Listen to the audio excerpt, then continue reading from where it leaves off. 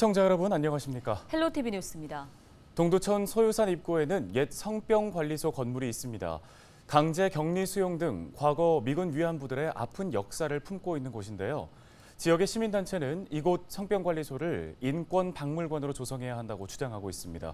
이른바 다크 투어리즘, 아픈 역사적 흔적을 하나의 관광 프로그램으로 개발하자는 겁니다. 네, 지역의 아픈 역사를 지역 경쟁력으로 변화시킨 곳이 있습니다. 바로 인천시 부평구입니다. 동두천 지역사회가 눈여겨볼 만한 사례인데요. 이재필 기자가 전해드립니다. 인천시 부평구 한봉산에 위치한 토굴로 탐방객들이 들어갑니다. 안으로 들어오니 굉장히 어둡고 습한데요. 한편에서는 탐방객들이 해설사의 설명을 들으며 이곳의 역사를 확인하고 있습니다. 이곳의 명칭은 부평 지하호. 일제강점기 시절 일본군이 공습을 피해 건설한 무기 제작 시설로 구축 공사에는 지역 조선인들이 강제 동원됐습니다. 하루에 2번 교대 12시간씩 교대 근무했었고 당연히 여기가 깜깜했었겠죠. 그래서 이제 여기에서 그거 뭐라고 해요? 차가운 그런 돌덩이 이런 것들을 2인 1조로 해서 어깨에 메고 밖으로 이렇게 실어 나르는 그런 일들을 하셨다. 이제 이렇게 증언을 하셨고요. 암석 사이에 박힌 나무와 굴착 흔적 등 당시 상황이 고스란히 남아 있습니다.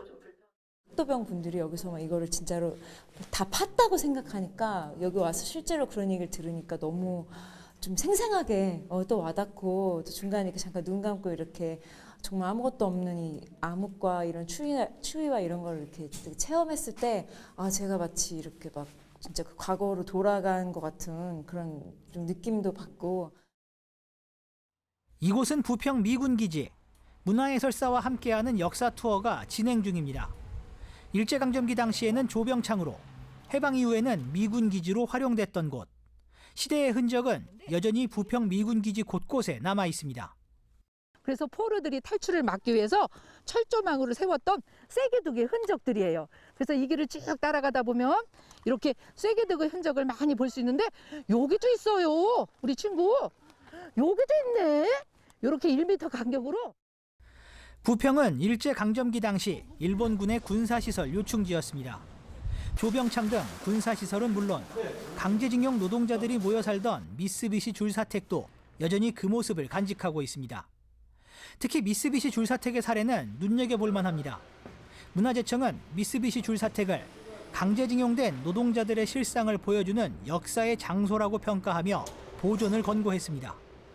하지만 낡고 방치된 탓에 이를 철거해 개발하자는 주장과 보존의 역사 관광자원으로 활용해야 한다는 주장이 강하게 맞붙었습니다. 이에 부평구는 지난 2021년 줄사택 보존 여부를 결정할 민관협의체를 구성했고 지난 5월 약 2년간의 논의 끝에 미쓰비시 줄사택을 보존하는 것은 물론 국가문화재 등록을 추진하기로 결정했습니다. 사회적 합의 과정을 거쳐 지역의 갈등을 봉합한 겁니다. 다 없어졌거든요. 다 없어졌는데 어떻게 보면 이 줄사택 요 부분만 지금 마지막으로 남은 거죠. 부평의 군수공업 도시화 그리고 병참 기지화 과정에서 만들어진 중요한 유산이라고 인식했기 때문이라고 생각하거든요. 부평 지역 사회는 이런 아픈 과거의 흔적들을 무조건 철거하는 대신 관광 프로그램으로 활용하는 데 집중하고 있습니다. 오히려 한 발 더 나아가 지역의 아픈 흔적들을 유네스코 세계문화유산으로 지정하는 방안을 추진 중입니다. 홍영표 국회의원 등 지역 정치권도 세계문화유산 지정 추진을 공약할 정도로 힘을 싣고 있습니다. 실제로 전문가들도 세계대전 당시 군수용품을 공급했던 우루과이 프라이 벤토스의 산업경관이 세계문화유산으로 선정된 사례를 언급하며 부평의 역사 흔적들도 세계유산으로 충분히 지정될 수 있다고 강조합니다. 통조림 만들던 공장이 그것도 전쟁 군수품을 대던 공장이 어떻게 세계유산이 될 수 있을까 생각을 하지만 세상에 이 생각과 시대의 흐름이 너무 많이 바뀌고 있습니다. 이런 것들이 앞으로 우리가 인류가 생각해야 되고 지켜야 되는 또 교훈의 현장으로서의 세계유산이 될 수 있는 충분한 잠재력을 갖고 있다고 할 수가 있겠습니다. 세계문화유산 지정 추진은 부평문화원에서 주도적으로 이끌고 있습니다.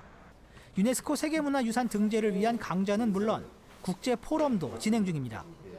부평문화원은 지역의 아픈 흔적들이 전 세계의 부평이라는 도시를 알릴 수 있는 강력한 무기라고 강조합니다.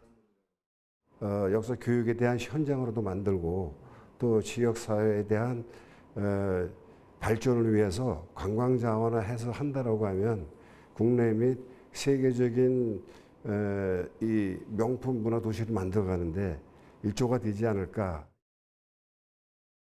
제가 지금 서 있는 이곳은 부평공원입니다. 이곳에는 일제강점기 당시의 아픔을 상징하는 평화의 소녀상과 강제징용 노동자상이 건립돼 있습니다. 이 두 동상이 이곳에 있는 이유는 바로 역사적 의미 때문입니다. 부평 지역 사회는 지역의 아픈 흔적들을 지역의 도시 경쟁력으로 키워나가고 있습니다. 헬로티비 뉴스 이재필입니다. 다음 소식입니다. 27일 오전 5시쯤 의정부시의 한 아파트 공사 현장 컨테이너에서 화재가 발생했습니다. 불은 2단 컨테이너 등 시설물 일부를 태우고 30분 만에 꺼졌는데요. 내부에 사람이 없어 인명피해는 발생하지 않았습니다. 이 불로 소방차 11대와 소방대원 20여 명이 투입됐고 소방당국은 정확한 화재 원인을 조사하고 있습니다.